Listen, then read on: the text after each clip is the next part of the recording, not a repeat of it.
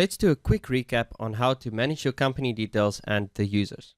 Now, if you go to our login page, either from the website by clicking on login or by saving this link on your desktop, you can come to the login page, type in your username and password, and log into the system. Note that those credentials are case sensitive. Now, to go to your company settings, click on the settings cog here in the top right hand corner.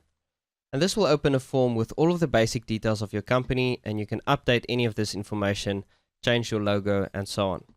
We've also got a tab to change our maintenance settings, inspection defaults, and here we can set up our users.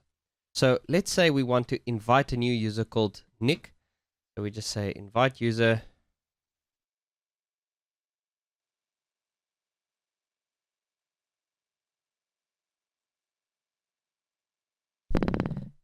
Alright, and now we can specify whether this user must have access to the portal like we have, and whether he must have access to the settings. And that is the option that we clicked on to actually manage users and company details.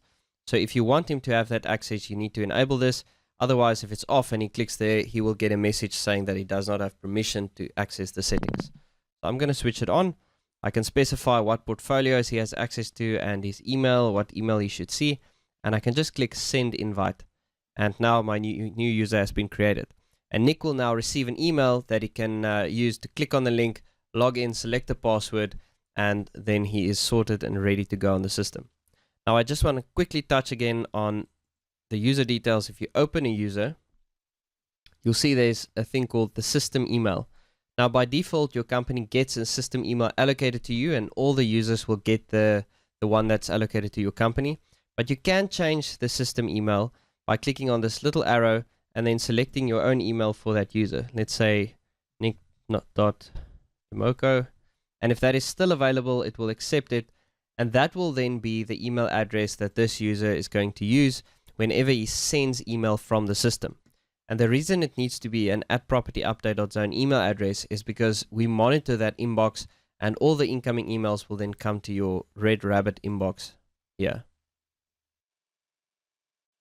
Now, if this user doesn't want to receive his replies to emails in the Red Rabbit inbox, but would rather want them to come to his normal Outlook or Gmail inbox, you can switch on this switch to user's reply address. And that will then, whenever he sends an email, set the reply to address to this normal email address. So if a client click reply on his email, this will be the email that reply will be sent to.